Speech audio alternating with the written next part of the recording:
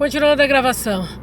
O Brasil foi pauta de muitas edições de Bíblias. Nós temos milhões de edições de Bíblias de todas as línguas e para todos os gostos.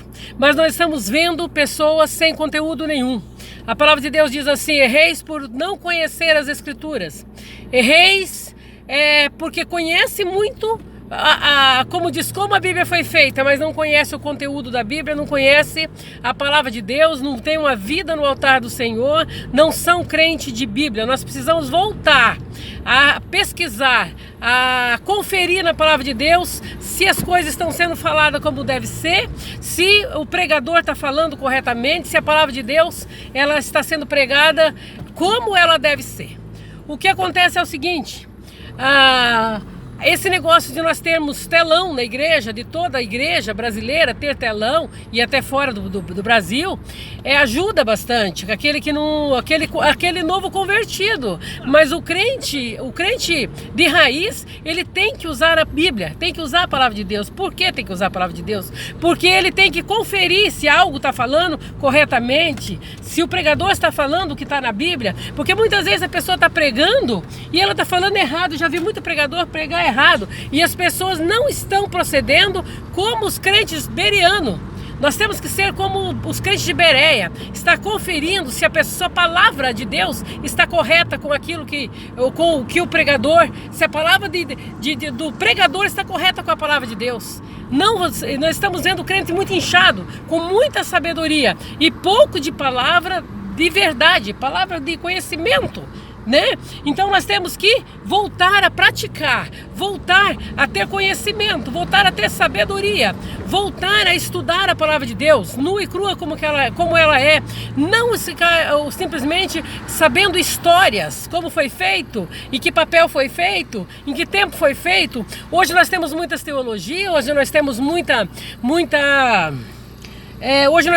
sabedoria que não vai servir tanto para a nossa salvação. O que nós precisamos saber sobre o que Jesus deixou, os mandamentos do Senhor. Nós devemos saber pregar a palavra de Deus para aquele que não conhece. Nós devemos saber, sim, como escapar do inferno. Nós devemos saber esse tipo de coisa. É bom saber a Bíblia, é ótimo saber como a Bíblia foi feita, em que tempo foi feito, por quem foi feito. É ótimo saber as traduções, é ótimo saber sobre um monte de coisa, mas o importante é saber o conteúdo da palavra de Deus e viver esse conteúdo.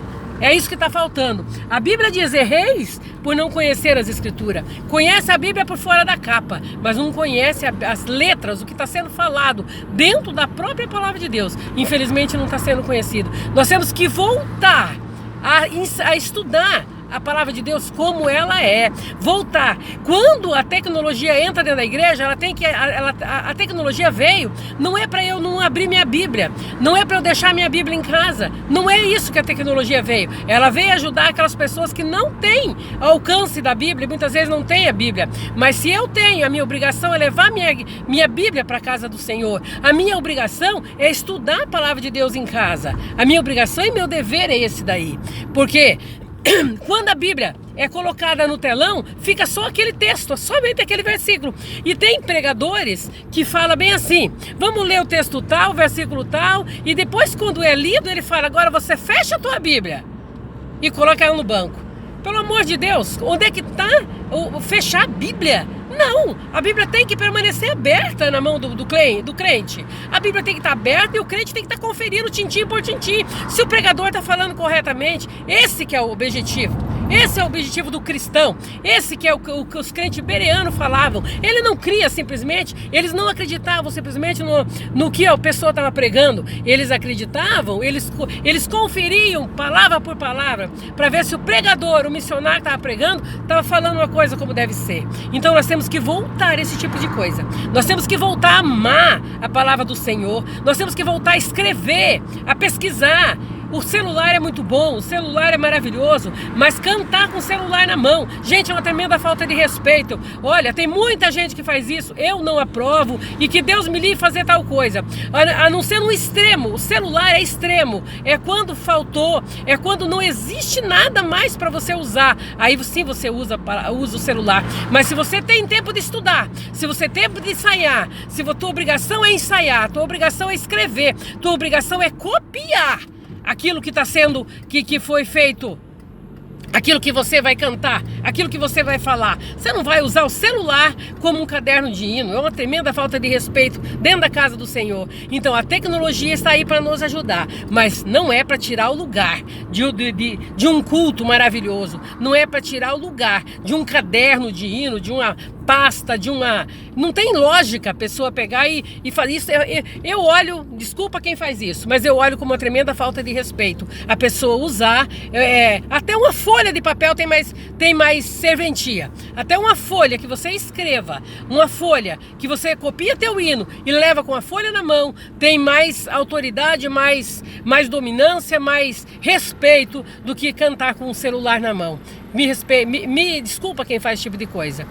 Mas a tecnologia, ela veio para ajudar. A tecnologia é boa. A tecnologia, meu Deus, ela alcança vidas. Ela alcança onde ninguém pode chegar. E a tecnologia está lá, a voz está lá, a pregação chega lá. Eu amo ouvir pregações, mas a gente tem que saber ter domínio. A gente tem que usar isso. A gente tem que ter respeito pelas coisas de Deus.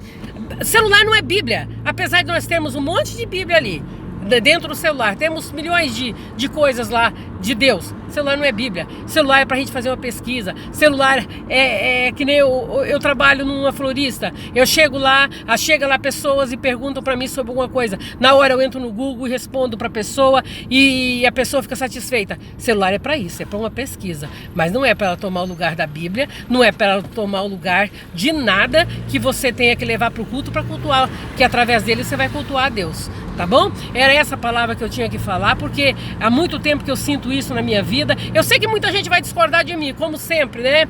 Mas a verdade é essa, é nua e crua. E quem quiser ficar com raiva que fique, é o problema dela, não tô nem aí. Eu tô falando a verdade e também tem um detalhe. A pessoa tem que examinar.